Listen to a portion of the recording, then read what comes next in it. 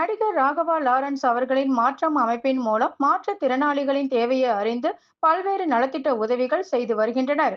இந்நிலையில் காரைக்குடி மாநகராட்சி டிடி நகர் பகுதியில் வசிக்கும் தவமணி அம்பாள் அவரது மகன் மாற்றுத்திறனாளியான பாண்டித்துரை தனக்கு சக்கர நாற்காலி வழங்க வேண்டும் என்று கோரிக்கையை முன்வைத்தனர்.